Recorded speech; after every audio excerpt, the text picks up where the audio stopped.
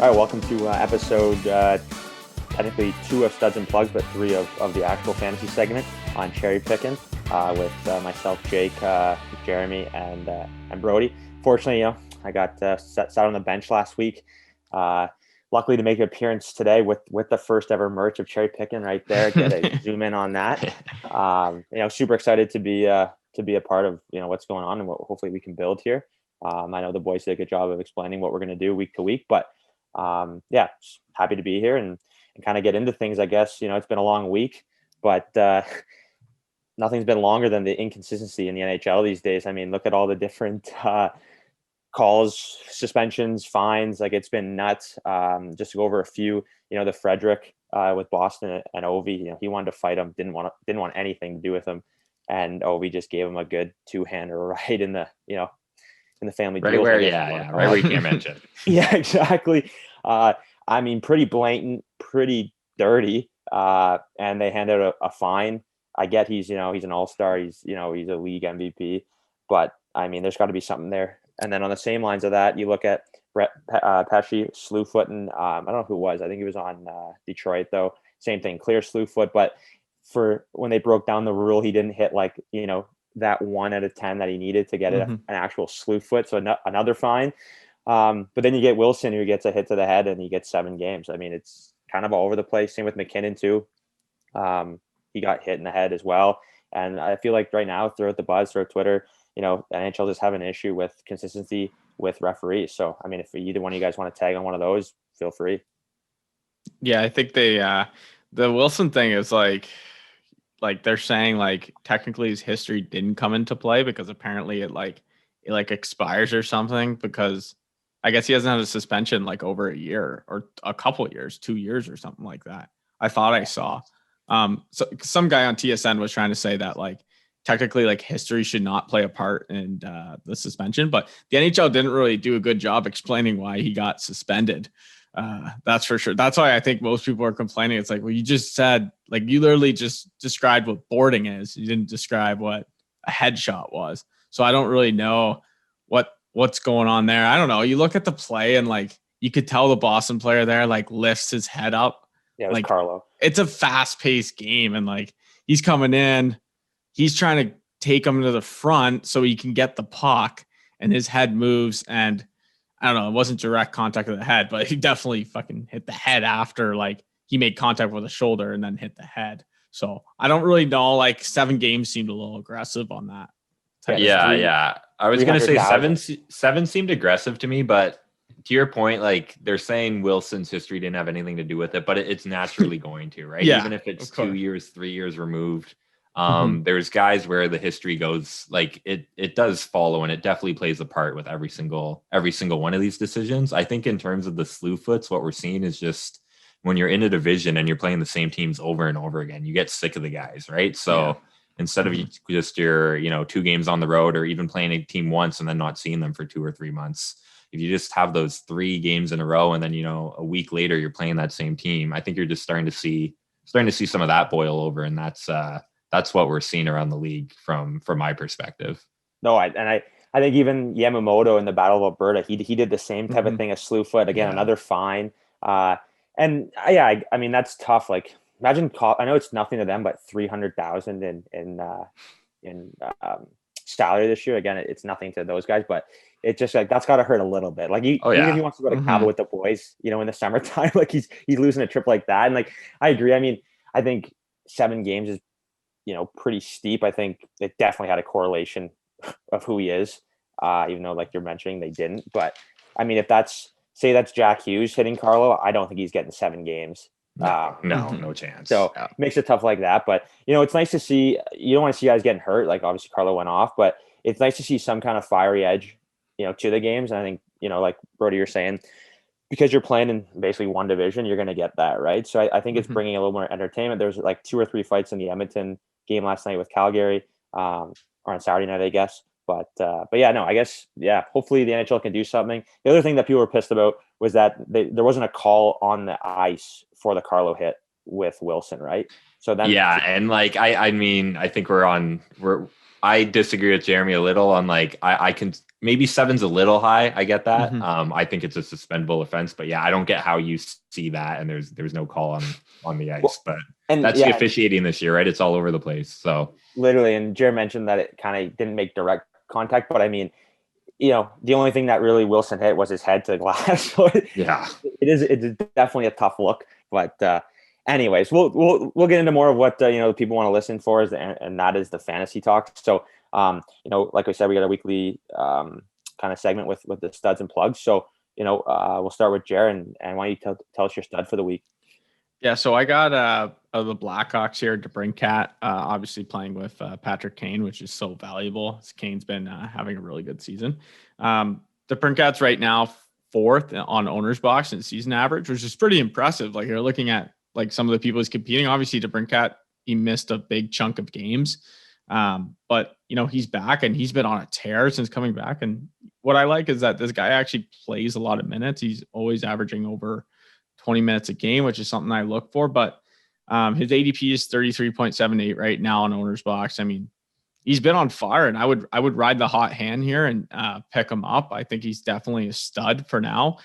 My advice for season long owners is probably, to be honest, I would test the waters and see what I could get for him, because the pace he's on is no one can keep it up. And obviously you think of DeBrincat and you don't think top 10 player in the NHL. He's just not that type of guy who's going to be a top 10 player in the NHL. It's just no offense to DeBrincat, but he's just not that guy. So I would test the water, see if you could get someone out of him. But overall, I think on owner's box, he's definitely a play. He has 3 games next week. He plays Dallas twice, and we all know what's going on in Dallas in that goaltending situation. They have the young guy who's been playing pretty well, and then they got Khudobin that's been kind of iffy. He hasn't been very good. So I do like that matchup against Dallas for Chicago. I want to hop on that quick. The young stud's name's Jake. So, I mean, there's the direct correlation here. I mean, he's obviously hopefully a stud, but no, with DeBrincat, I mean, you look at him last year, he signs the ticket and then he puts up 45 points in 70 games. He's played 22 games this year and he has 28 points and he's a +7, right? So I think anytime you play with a guy like Kane, especially, I think it's nice for him to kind of mentor with Kane, as they're very similar type players. Probably not the same, long-term career, but in a sense, they play the same type of style of hockey. So I think that's huge. And I think, they're the two that are kind of making Chicago run, minus their goaltender, obviously, who's been pretty big for them. But yeah, no, I definitely like that call with DeBrincat. I mean, like I said, 22 points, 28 games, and even too, like 14 goals, 14 assists. Like he's putting pucks in the net and he's dishing it. So I agree with that. Brody, what you want to go into yours, or do you want to make a comment on? Yeah, I mean, I'll make a comment, then I'll go. And I think DeBrincat, like you said, anything Kane touches seems to turn to gold. The guy's been, carrying on his career throughout, where every year he's still people don't give him that top 5, even top 10 credit anymore. But at the end of the season, points wise, if Kane's healthy, he's up there, right? So anyone who's playing with him, there's always that value there. DeBrincat's hot right now. I like it. I'm gonna go into mine. I'm taking Max Pacioretty of Vegas Golden Knights as my stud for the week. So Vegas has 4 games for the week. Pacioretty, he's been a point per game player throughout the year, but the big thing for Pacioretty on owner's box is goals matter more than assists. The guy has 12 this year. And Vegas is obviously on a hot streak right now, lighting the lamp. So I think he could definitely benefit from that, and continue to benefit from that, where with his 12 goals this year, it's still a very short sample, but he's shooting 12.6%, which it's not that much over the average, right? Like there's lots of guys right now that are hot who have a 20 shooting percentage, 20%, which is just not sustainable. Pacioretty's always been a sniper. This is right in line with him, so it's not like he's overperforming what he can do. And then coming into this week, obviously Vegas is on a bit of a winning streak here, and they've got 4 games, which is obviously beneficial on owner's box. So they're playing St. Louis, who defensively hasn't been great this year. I think they're 21st in goals against per game. And then they're playing the Wild twice, who have been better defensively, but are by no means, I think they're 10th in the league. So they're not at that stage where they're full shutdown mode, and you got to worry about that matchup, I don't think. So I like Pacioretty. Season long, I think he's one of those guys who he's probably overperformed. If he's point per game, people weren't really expecting that out of him, where I don't really know if you can trade him. Like I like his value right now, and I like where he is. I like where the Golden Knights are, where I wouldn't be trying to trade him necessarily. I don't know if you get back what you can for him, right? If he's overperforming the expectations, like it's not quite as extreme, but a guy like JVR for Philly, who's, you know, vastly outperforming what anyone thought, you can't get what he's been doing for you. And until they stop doing it, it's hard to look for trading them away. So he's my stud. That's my season long advice. What do you guys think? No, I mean, I think, you know, like you made the comparison to JVR. I think JVR is that type that I could see him maybe going through a cold spell, but like you look at Pacioretty, like minus his 2017, 2018 year in Montreal, like he's had 39, 37, 30, 35 in the shortened season last year at 22 and then or 2 years ago. And then last year he had 32 goals. So like he's going to get that 30 tuck mark pretty much consistently through his career. Right. So where JVR has kind of been hot and cold, but I like Pacioretty, man. I think going to Vegas was so good for him. I think, you know, getting out of the spotlight in Montreal with the captaincy, I think being able to just kind of be that, I guess you call him a top dog with Vegas, but not being like you need to perform every night or like the team's going to do bad, right? So I love that. I think you're right. I think season long, I don't think you trade him because who would you want, Brody? Maybe you can answer this, like back for him if you were to deal him.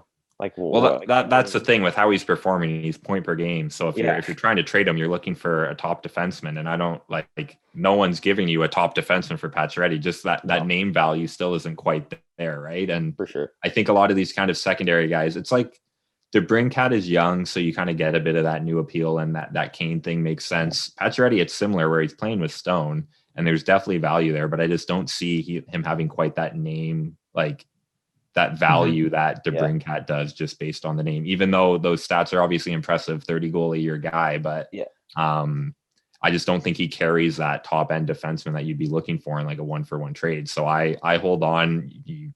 You know, Vegas is playing great. You hope it continues. They have the roster for it to continue. Yeah. You hope he keeps lighting the lamp. Yeah, no, it'd be interesting to see, Jerry, before you hop in to do your plug here or have any comment on what we're talking about. You know, like he's point per game right now. He's never really had a full point per game season in the NHL. I guess, really he hasn't. He's always kind of, you know, plateaued at like 67, 65, 66. It'd be interesting to see playing with Stone. Stone loves taking away the puck from the opposing team, which sets Pacioretty up really nicely when, you know, he's carrying the puck into the offensive blue line. So it'd be interesting to see if he can like long-term keep it, which I think he can. I think the shortened season helps him a lot. He's not an older guy, but he's up there in age in that sense. So I think maybe that rest between the off seasons and whatnot, and with COVID, it maybe will help him like many other guys. But yeah, hopefully he can keep the pace, and you know he can keep helping the Golden Knights kind of lead the way there. Yeah, I like Pacioretty. I like that pick. I mean, if he's not producing points, right? Vegas is such a good team that his plus minus is always up, and he also gets a lot of shots. I was kind of shocked. Yeah, he's sorry. He's four shots. He's just over four shots a game, right? So he's got a bit of a floor for fantasy purposes. Yeah, especially when you're playing, like you want someone who's consistent. That's going to get you. You know, other categories are so crucial when they're not producing. At least producing in the other categories is something that is so valuable. So that goes into my plug. I'm actually picking the first ever defenseman on this podcast, Brent Burns of the Sharks. He's been just pretty bad. Like, I mean, this is a household name that a lot of people just pick because of the name now. But I mean, San Jose is so bad, and owner's box obviously is a plus minus, plays a big factor. And Brent Burns is a -15 this year, and he has not been good the past 6 games. He was a -4 the other night. But no, it's just killing him. And it's like his ADP is 26. 26.86. So like he's getting drafted pretty early. I don't know. I think people are just drafting him because of the name, to be honest, but he's just like, he's just not worth it. Like he can get you some shots, which is nice. And, you know, the odd like over 20 game when he goes off. But other than that, there's just more solid, more consistent defensemen out there in the NHL. And I think that he's my plug this week.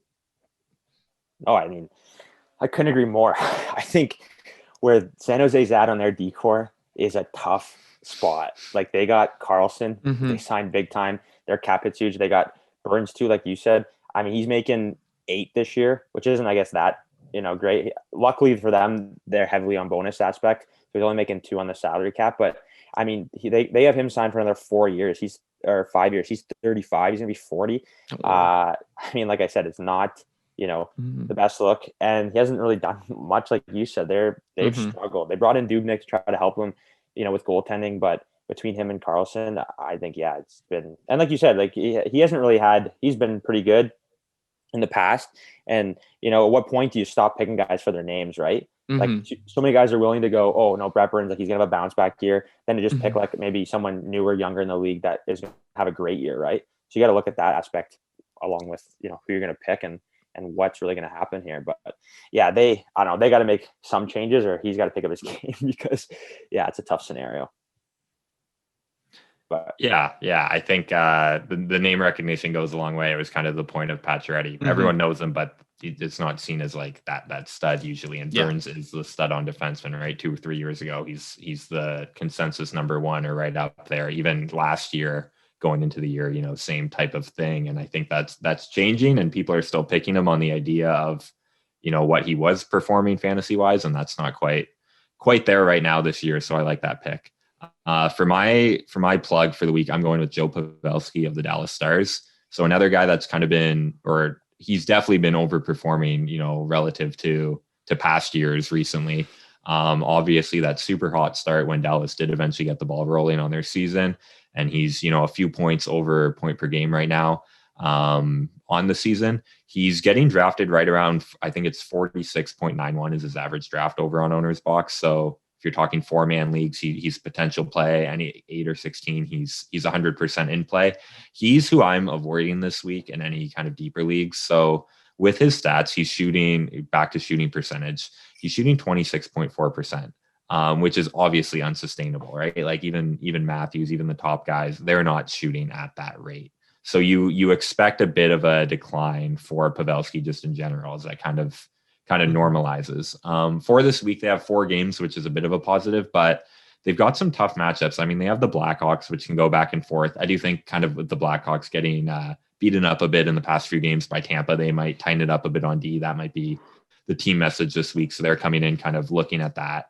And then they're also playing Columbus, who are, always play tight defensively. That's just their style. So you've got 2 games against Columbus, 2 against Blackhawks. And I think, Dallas, I'm still not sold on them on a team. I think they've kind of overperformed this year. I know Joe Pavelski definitely has, and I just don't see him keeping it up. So that's where I'm going for my plug of the week. No, I mean, it's interesting too. You look at his stats, and he's, not to knock your original statement, but 19 points or 19 games and 22 points, which looks very good. But when you you dial it in and you dial it to the last 5 games, he has 3 points in 5 games, like just kind of hit a cold spell, got off, like you said, super hot. So you got to be wary of that too. If you don't look in depth stats, you're just looking, more general view, right? So definitely take a look into that. But I mean, and he's the same thing, right? He's been a guy too, where, he gets in he's a streaky kind of player. Like he's never really topped more than, his 1 year in 2013, 2014, he had 79 points. But other than that, he's like the 65, 64, 68 kind of range. And even last year was a tough year for him. So I agree. I think, long term, he can't keep up to the, he's not going to have a career year at this point in his career. I don't see it. So no, I agree with that. Jared, what do you think?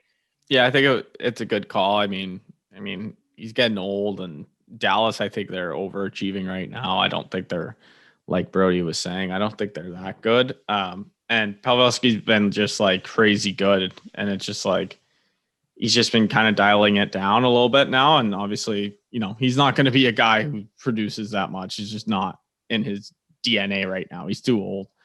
So I agree with Brody there that he should be avoided in Owner's Box contest.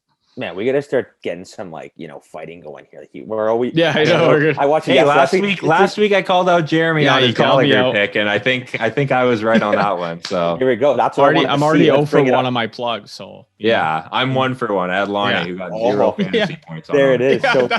So just throwing that in. I'm winning right now. Let's see how we should keep the records going. Yeah, we should. And before my Zoom screwed off last week, I was introducing Brody as our hockey expert. So as much as, you're tripping Jer, you should be the dude leading this pack. You're kind of like our Vasilevsky, on our team. You just keep performing well.